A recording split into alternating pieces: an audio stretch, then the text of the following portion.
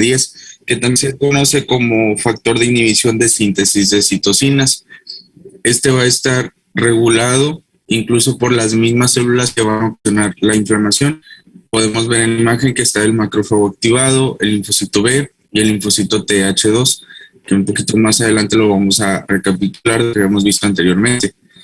Este tipo de citocina va a inhibir la expresión de las moléculas del complejo mayor de histocompatibilidad de clase 2.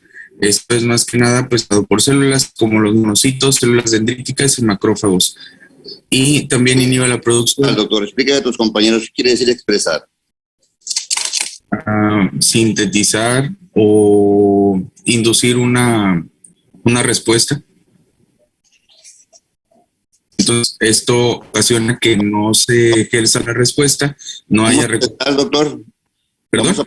Para que todo el mundo esté en el mismo canal, vamos a pensar, lo decimos expresar, es que la misma célula en su interior, ok, va a... ¿Qué vamos a decir?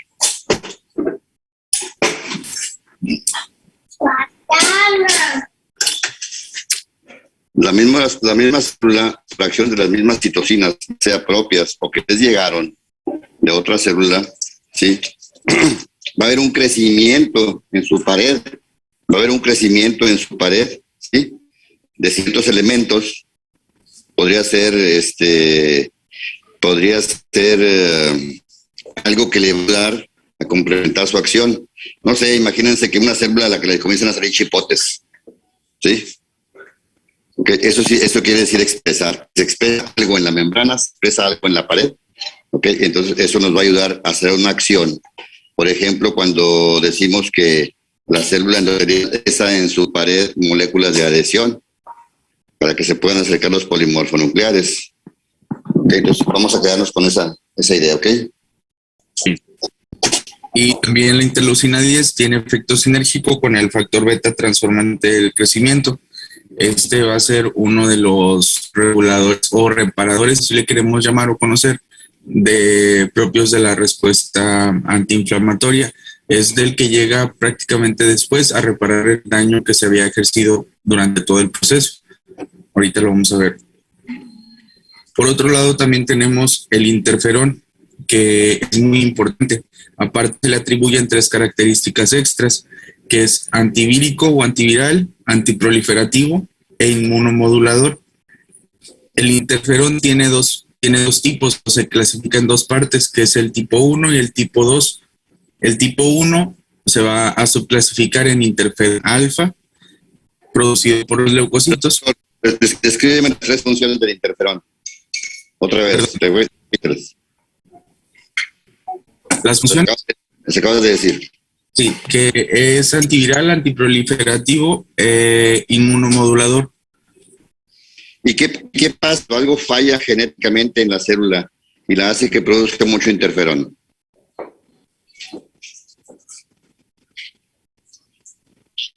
¿Qué opinas que va a pasar? Puede ocasionar una inhibición en crecimiento o en alguna deficiencia de un factor. O sea, cualquiera de las 3 funciones la va a perpetuar. Ajá. Sí, eso pasa en el lupus eritematoso sistémico. Se perpetúa la producción de interferón. Entonces, pues las funciones buenas, pues qué bueno. Pero las funciones en que va a intentar modular ciertas funciones, pues no lo va a poder hacer. ¿Ok? Entonces puede ser, por ejemplo, que va a hacer que haya mucho crecimiento sobre producción de cierto tipo de linfocitos, por ejemplo. ¿Ok? Pues se rompe la hemostasis de producción de ese interferón, se produce además, y entonces comienza a haber producción y producción y producción de un tipo de células que nos están haciendo daño. Uh-huh. De un tipo de leucos que están produciendo ciertas sustancias para que actúen, por ejemplo, un linfocito B sobre una célula plasmática que va a producir muchos anticuerpos, o un linfocito B, un linfocito T que va a activar otro linfocito B. Entonces va a ser producción y producción. ¿Ok? Es los que nos vamos a clavar en el interferón, porque cuando veamos fisiopatología del lupus vamos a ver ahí dónde actúa. Okay. Y la otra subclasificación, que es el interferón beta, que es primordialmente producido por los fibroblastos. Este tiene un efecto antiviral e inmunomodulador, ambos nada más que tienen características específicas. Ahorita vamos a hablar del tipo 2. El tipo 1 aumenta la expresión de moléculas de la clase 1 del complejo mayor de histocompatibilidad, en el que habíamos visto que se encargaba de, a grandes rasgos, pues de eliminar, de reconocer y de eliminar los agentes lesivos que eran insulares, como por ejemplo podríamos decir un virus o una infección vírica. Este también disminuye o impide el crecimiento celular, al igual que también la diferenciación celular. Entonces no deja que se diferencien en ciertos tipos de células, ni tampoco que se proliferen o que crezcan, y esto puede generar pues una reacción de inmunomodulación o regulación anormal. Muy bien. El interferón tipo 2, mejor conocido como el interferón gamma, que muchos ya lo hemos escuchado, incluso como fármaco fue uno de los mejores, bueno, no mejores, sino que fue más estudiado al inicio de cuando surgió el COVID, porque tenía funciones inmunomoduladoras y antivíricas en otras enfermedades, y pues se consideró que posiblemente iba a funcionar de la misma manera, pero hubo pacientes en los cuales, al contrario, aumentó la mortalidad en los que se utilizó. Se trata principalmente, trata de regular la inflamación y la respuesta inmune adquirida, que pues es mediada por las células. Tiene receptores específicos, los cuales no va a tener ningún tipo de redundancia con el tipo 1 que hemos visto en la diapositiva anterior. Las células blanco o este tipo de receptores están principalmente en los linfocitos T, B, los natural killer, monocitos, macrófagos, en las células endoteliales y los neutrófilos. Un poquito más adelante hay un diagrama donde se identifica en dónde actúa y cómo ejerce la acción para generar una nueva producción de citocinas, o bien de células que van a ser productoras de citocinas y pueden llegar a perpetuar pues un estado tanto inflamatorio o bien anormal de una respuesta antiinflamatoria, cuando ni siquiera puede llegar a haber un agente lesivo. Okay. El interferón gamma, ¿dónde? Discúlpanos, Gabriel, repítenos otra vez eso que acabas de decir. Lo último minuto. El interferón. Sí, que puede llegar a perpetuar algún tipo de respuesta de tipo antiinflamatoria, que no existe un agente lesivo. Ok. El interferón gamma es principalmente producido, sintetizado y creado por las células NK o natural killer y los linfocitos TCD4. Si vemos en las características que presenta la imagen, podemos decir que es un efecto proinflamatorio, porque sí lo es, nada más que tiene características específicas. Puede aumentar la citotoxicidad por los macrófagos y esto puede ocasionar una especificidad en contra de algún tipo de lesión. Lo va a limitar, digamos que va a mandar a deshacerse de ese tipo de agente lesivo, y de ahí pues va a eliminar la respuesta inflamatoria. Esa es su acción, a diferencia de otros que son inespecíficos y pueden llegar a ocasionar una respuesta pues más caótica. Aumenta la producción de interleucina 1, que sabemos que es un proinflamatorio. El factor de necrosis tumoral alfa también lo es. El óxido nítrico, que actúa como vasodilatador, induce la expresión de moléculas del complejo mayor de histocompatibilidad de tipo 2, que en este caso pues es el que se trata de eliminar todo aquel agente que es exógeno, o es la vía 2 como la conocíamos con mi compañera cuando expuso. Disminuye la producción de interleucina 4, que va a ayudar a la diferenciación de los linfocitos T. También inhibe la replicación viral en células infectadas. Como ya lo habíamos visto, pues podría ser uno de los principales efectos antivíricos que se le atribuyen al interferón. A lo mejor sí es un poco contradictorio, porque es proinflamatorio, pero es parte de las citocinas antiinflamatorias, porque trata de ejercer el proceso inflamatorio directo, claro y conciso, y elimina el proceso. No es de que inhiba realmente la inflamación, La interleucina 12 es otro de los más conocidos porque induce la diferenciación de los linfocitos T. Inhibe la respuesta antiinflamatoria de los linfocitos o tipo TH2, como ya lo habíamos visto en las otras, que el TH1 era proinflamatorio y los TH2 eran antiinflamatorios.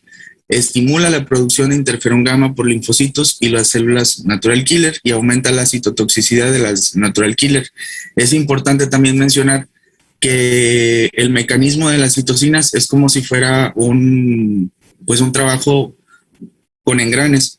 Cada una pone su parte, nada más que en algún momento alguna puede ser que disminuya o que aumente para que se ejerza otra respuesta y ahí se cambia el mecanismo del proinflamatorio al antiinflamatorio y viceversa. La interleucina 12 puede ser sintetizada y liberada en respuesta por el interferón gamma, como ya lo habíamos visto en su acción proinflamatoria.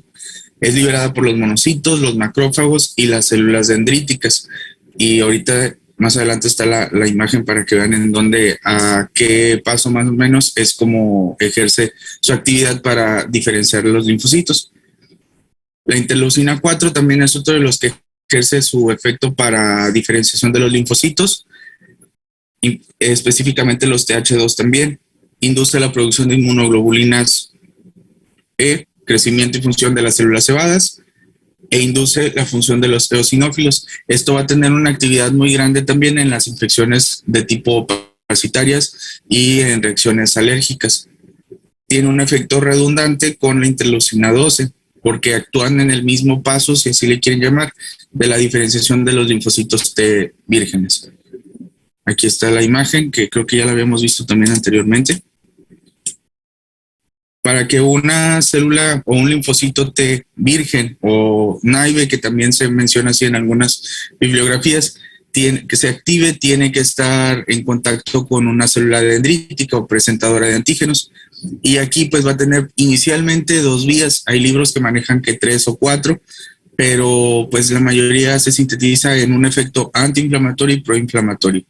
El proinflamatorio está a cargo de las TH1, va a ser diferenciado por el efecto de las interleucinas 12 y 18, que tienen un efecto pues redundante o similar, igual, no sé cómo le quieran llamar, ya lo habíamos visto, lo de la redundancia y la pleiotropía.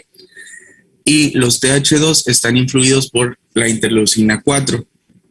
De ahí puede ejercer una coestimulación, además de la que ya tienen para la diferenciación inicial, por medio del interferón gamma, que puede llegar a convertirse en una célula B, donde su acción principal o normal es la limpieza o eliminación o lisis, tanto de células o bien de patógenos que tienen preferencia por ser intracelulares.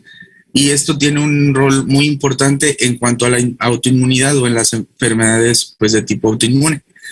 Y las TH2 están influidas por diferentes citocinas, por la 4, la 5 y la 13, que la mayoría de las veces sí tienen efectos redundantes, pero se pueden sintetizar en ocasiones muy específicas.